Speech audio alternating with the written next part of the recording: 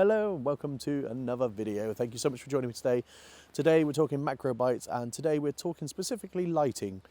So if you don't know what the macro bytes series is, it's a series of videos to get you into macro photography or improve your macro photography with different techniques and bits of advice. Today I'm talking lighting. I've got a whole bag full of lighting stuff. We've got different price ranges and different types of lighting that I'm going to go through with you. So there's something in there for everyone, so just stay tuned for that. Just thinking about it, actually, it's middle of winter. I probably didn't need to come out in the woods for this. I could probably just stayed at home. Anyway, let's jump into that content.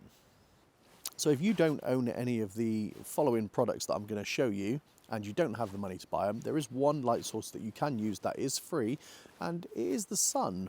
Now, it does require it to be a sunny daytime, and also you need to be either next to a window or outdoors. So there are some drawbacks to it, but it will get you started. It's a really good light source, especially when you're outside doing macro photography. You can use natural light, always looks a little bit better. So if you haven't got access to the sun and it's nighttime, then you can always use, if you're indoors, you can always use table lamps and ceiling lamps, which I didn't bring with me. It's a bit hard to get the ceiling lamps out and bring them here, but those ones are just the given ones that you've got around your house and in the sky. So that's the first one. So let's get on to number two. The second thing that a lot of people will have in their homes, not everybody, but a lot of people, and is relatively inexpensive to buy, and that is a torch. So you can use a torch to light your subject. You can get various quality and strength torches, and yeah, very, very accessible.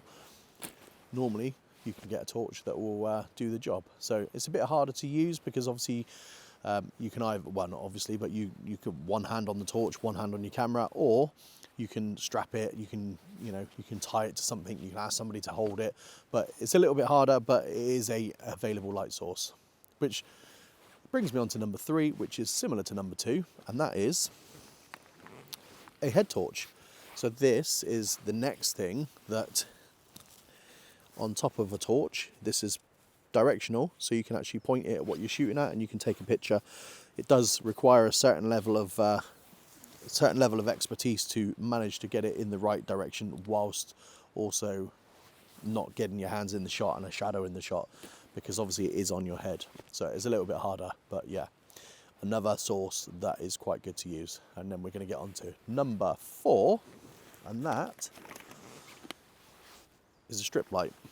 These are really good for macro photography if you're indoors.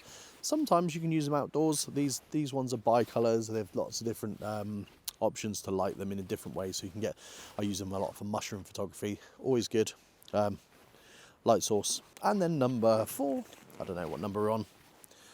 These ones are quite good because these are, I think they're reading lamps that you can get, but they're good. You can wrap them around trees. You can get, it's really cold, I've got my gloves on, but you can wrap them around trees and you can get better angles on stuff if you want to light certain things. So these things are always good to have if you can get hold of those. And then the most obvious is a speed light. Now these ones are really good if you're shooting on a camera and you've got that accessible to you. You've got one of these, you're going to get some really good shots with one of these. The next thing I would say is, to go along with the speed light, is some remote triggers. You can stick this on top of your speed light or underneath your speed light, and the other one goes on your camera. That one will sit on your camera, and then you can hold it and you can maneuver it in different areas. And then last but not least, is a ring flash. And these screw onto the front of your camera lens.